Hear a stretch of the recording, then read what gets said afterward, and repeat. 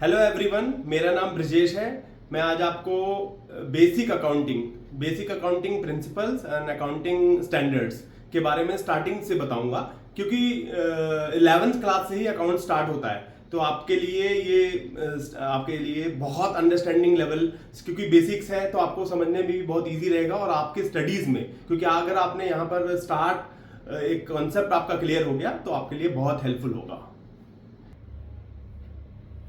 चलिए, सबसे पहले मैं आपको इंट्रोडक्शन ऑफ अकाउंटिंग का इंट्रोडक्शन आपको बता देता हूँ, जिसके अंदर मीनिंग, डेफिनेशन ऑफ अकाउंटिंग सबसे इंपॉर्टेंट है कि आप ये समझें कि अकाउंट्स में होता क्या है, अकाउंटिंग होता क्या है, क्योंकि यही आपकी कंसेप्ट है।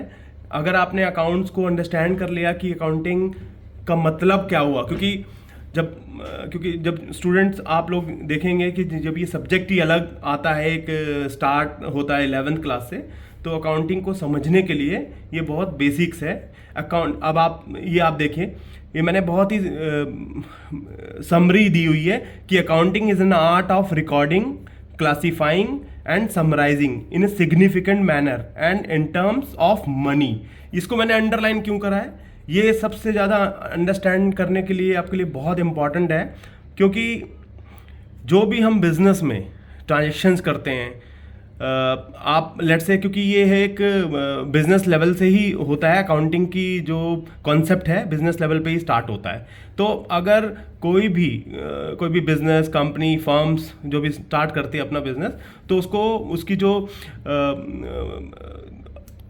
क्लासिफिकेशंस है रिकॉर्ड करने की, कि भाई आपका कितना क्या इवेंट्स हुआ है, वो आप मॉनेटरी टर्म्स में आप कैसे वैल्यूएट कर सकते हो। तो सबसे पहले इंपॉर्टेंट चीज़ है कि आप जो भी क्लासीफाई करोगे रिकॉर्ड्स को, वो मनी के रूप में करोगे। Money, transaction and events which are in part of at least a financial character and interpreting the result there of.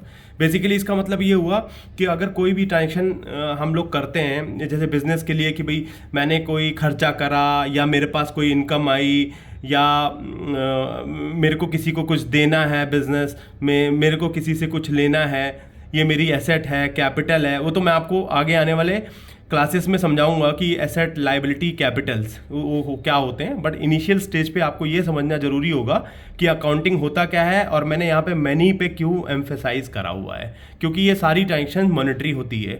इसके अंदर आपको ये समझना होगा कि उसकी वैल्यू कितनी है। लेट्स से मैं आपको एग्जांपल देता हूँ कि अगर मैंने बिजनेस स्टार्ट करा है, तो मैं सबसे पहले अपनी कैपिटल लगाऊंगा।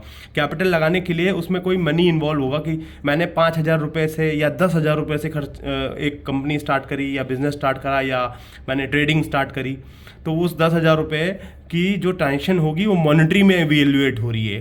तो आप ये भी समझें, तो ये मॉनेटरी टर्म्स में इसका फाइनेंशियल कैरेक्टर होना चाहिए। तो इसलिए मैंने इसको बड़े ही शॉर्ट में और इस तरह से आपको यहाँ पे एक्सप्लेन करा है, ताकि बहुत इजीली अंडरस्टैंड हो सके कि ये टर्म्स कैसे आप डिफाइन करोगे।